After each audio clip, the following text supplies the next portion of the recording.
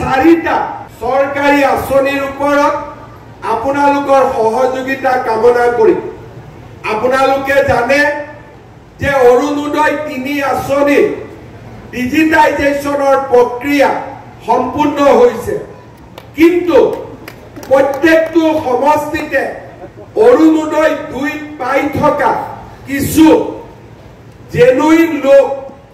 3 আঁচনিৰ পৰা বাদ পৰিছে দ্বিতীয়তে আমাৰ হাতত প্ৰত্যেকটো সমষ্টিতে কিছু দিব পৰা হিতাধিকাৰীৰ সংখ্যা ৰৈ গৈছে আমি যাতে নতুন অৰুণোদয় অতি সোনকালে আৰম্ভ কৰিব পাৰো মই ডিব্ৰুগড়ৰ বিধায়কসকল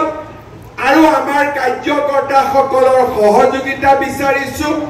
যাতে 30 জুনৰ ভিতৰত আমি অৰুণোদয় প্ৰক্ৰিয়া সম্পূৰ্ণ কৰিব পাৰো মুখ্যমন্ত্ৰীৰ মহিলা উদ্যমিতাৰ আমি ইতিমধ্যে তালিকা প্ৰকাশ কৰিছো কোন মাহত কোন সমষ্টিত আমি এই ধন আমি বিতৰণ কৰিম 30 জুনৰ আগতে কোনোবা যদি পাবলগীয়া মহিলাৰ নাম এই আঁচনিৰ পৰা বাদ পৰিছে বিধায়কসকলৰ জৰিয়তে এই নামো আগবঢ়াই দিবলৈ অনুৰোধ কৰিম কাৰণ আগষ্ট মাহৰ পৰা জানুৱাৰী মাহলৈ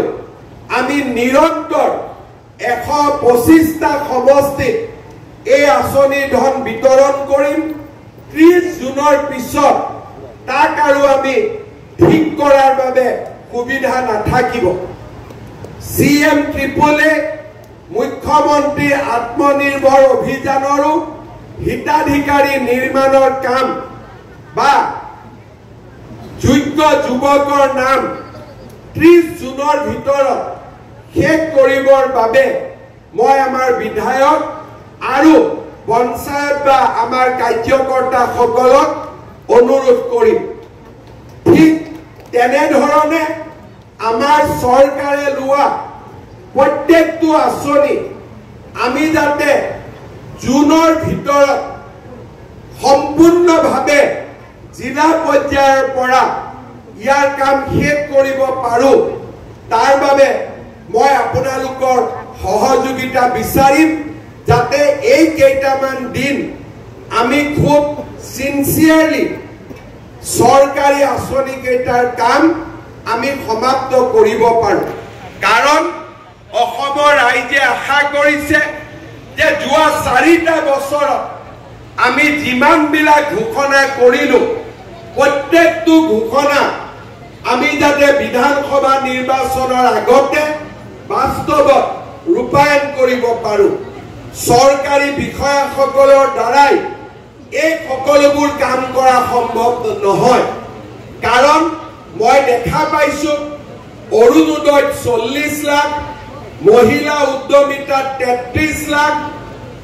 মুখ্যমন্ত্ৰী আত্মনিৰ্ভৰ অভিযানত 1 লাখ চৰকাৰী চাকৰি 60,000 প্ৰায় অহা 6 মাহৰ ভিতৰত আমি 1 কোটি পৰিয়ালৰ ওচৰত যাব লাগিব চৰকাৰী আঁচনি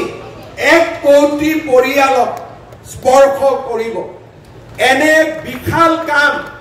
কেৱল মাত্ৰ চৰকাৰী বিষয়াসকলে কৰা সম্ভৱ নহয়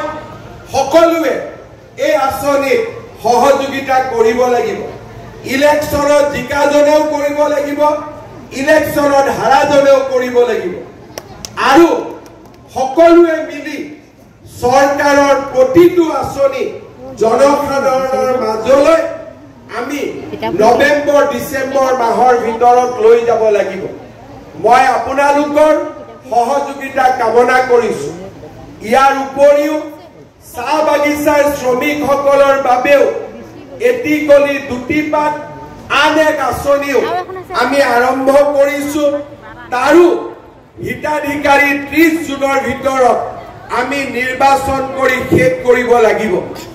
আৰু সেইবাবে মই সকলো ৰাইজৰ বিশেষকৈ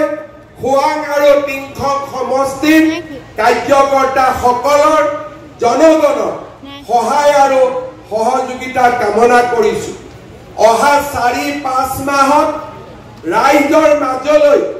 যিমান বিলাক আঁচনি আহিব এই আঁচনিসমূহৰ একোটা মেছেজ থাকিব মেট্ৰিকৰ কেণ্ডিডেট বিলাকৰ কাৰণে মাহত 300 টকা আহিব চাউলৰ লগত দালি নিমখ তেলৰ দাম কমিব অৰুণোদয় আহিব মহিলা উদ্যমিতা আহিব এটিকলি দুটিপাত আহিব আত্মনিৰ্ভৰ অসম অভিযান হ'ব নতুন যুৱক যুৱতীয়ে চৰকাৰী চাকৰি হ'ব এক অদ্ভুত জনসেৱাৰ ব্যাপক আৰু বৃহৎ কাৰ্যসূচী 15 আগষ্টৰ পিছত আমাৰ ৰাজ্যত কেতিয়াও কোনেও নেদেখা এক বিশাল জনসাধাৰণৰ সেৱা কৰাৰ কাৰ্যসূচী আৰম্ভ হ'ব মই ৰাইজৰ সহযোগিতা বিচাৰিম আৰু সকলো ৰাইজৰ সহযোগিতাৰে প্ৰতিগৰাকী দুখীয়া দৰিদ্ৰ আৰু মধ্যবিত্ত ৰাইজক আমি যাতে সেৱা কৰিব পাৰো তাৰ বাবে সকলোৱে অহা কেইটামান মাহত নিজক উৎসৰ্গিত কৰিব লাগিব